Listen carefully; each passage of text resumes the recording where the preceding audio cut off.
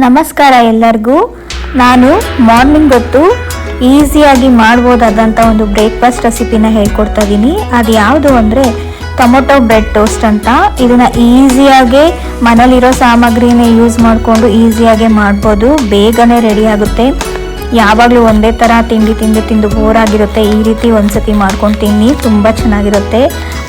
ಬನ್ನಿ ಹೇಗೆ ಮಾಡೋದು ಅಂತ ನೋಡೋಣ. ನಾನಿಲ್ಲಿ ಒಂದು 3 ರಿಂದ 4 ಚಮಚದಷ್ಟು ಎಣ್ಣೆ ಹಾಕೊಂಡಿದ್ದೀನಿ. ತುಂಬ ಬಿಸಿ ಆದ ನಂತರ ನಾನಿಲ್ಲಿ 2 ದಪ್ಪ ಸೈಜಿಂದು ಆನಿಯನ್ನ ಸ್ವಲ್ಪ ದಪ್ಪಗೆ ಕಟ್ ಮಾಡ್ಕೊಂಡಿದ್ದೀನಿ. ಇದನ್ನು ಸ್ವಲ್ಪ ಬಾಡಿಸ್ಕೊತೀನಿ. ಇದು ಸ್ವಲ್ಪ ಕಲರ್ ಚೇಂಜ್ ಆದರೆ ಸಾಕು.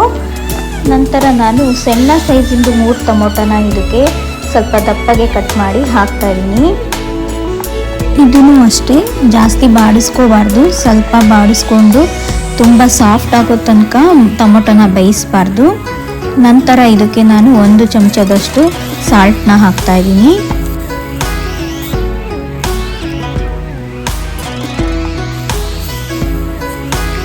ನೋಡಿ, ಟೊಮೊಟೊ ಒಂದು ಸ್ವಲ್ಪ ಇಷ್ಟು ಬೆಂದಂಗೆ ಆದಮೇಲೆ ನೀವು ಇದಕ್ಕೆ 1 ಚಮಚದಷ್ಟು ಖಾರದ ಪುಡಿ ಹಾಕಬೇಕು. ನಾನಿಲ್ಲಿ ಸಣ್ಣ ಚಮಚದಲ್ಲಿ 1 ಚಮಚ ತಗೊಂಡಿದ್ದೀನಿ.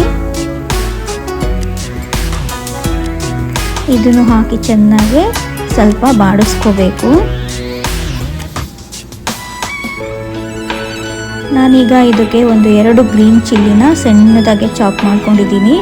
ಅದನ್ನು ನಾವು ಲಾಸ್ಟ್ ಮೂಮೆಂಟಲ್ಲಿ ಹಾಕಬೇಕು. ಎಲ್ಲ ಕುಕ್ ಆಗಿ ನಂತರ ನಾವು ಗ್ರೀನ್ ಚಿಲ್ಲಿನ ಹಾಕಿ ಸ್ಟವ್ನ ಆಫ್ ಮಾಡಬೇಕು. ಆಗ ಅದು ಗ್ರೀನ್ ಚಿಲ್ಲಿದು ಅರೋಮಾ ಇರುತ್ತಲ್ಲ, ಅದು ಹಾಗೆ ಇರುತ್ತೆ. ಮತ್ತು ಟೋಸ್ಟ್ ಜೊತೆ ನಿಮಗೆ ಒಂದೊಂದು ಬೈಟ್ ಸಿಗ್ತಾ ಇದ್ದರೆ ಅದು ತಿನ್ನೋಕ್ಕೆ ತುಂಬ ಟೇಸ್ಟಿಯಾಗಿರುತ್ತೆ. ನೋಡಿ, ಇವಾಗ ಟೊಮೊಟೊ ಗೊಜ್ಜು ರೆಡಿಯಾಗಿದೆ.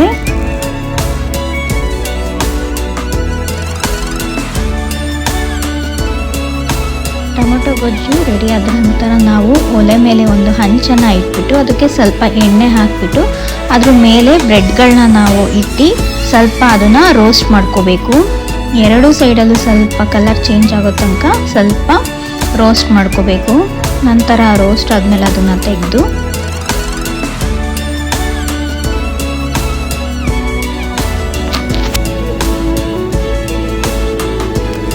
ಅದು ಚೆನ್ನಾಗಿ ಟೋಸ್ಟ್ ಆದಮೇಲೆ ಒಂದು ತಟ್ಟೆಗೆ ಜೋಡಿಸ್ಕೊಂಡು ಅದಕ್ಕೆ ನಾವು ಮಾಡಿರೋ ಟೊಮೊಟೊ ಗೊಜ್ಜನ್ನ 2 ರಿಂದ 3 ಚಮಚದಷ್ಟು ಅದಕ್ಕೆ ಹಾಕಬೇಕು. ನಂತರ ಟೊಮೊಟೊ ಬ್ರೆಡ್ ಟೋಸ್ಟ್ ರೆಡಿಯಾಗಿದೆ. ನಾ ಮಾಡಿದ ಅಡುಗೆ 4 ಜನಕ್ಕೆ ಸರ್ವ್ ಮಾಡ್ಬೋದು. ನಾನು ತೋರಿಸ್ಕೊಟ್ಟಿದ್ದ ರೆಸಿಪಿ ನಿಮ್ಗೆ ಇಷ್ಟ ಆಗಿದರೆ please share, like, subscribe my channel. Thank you.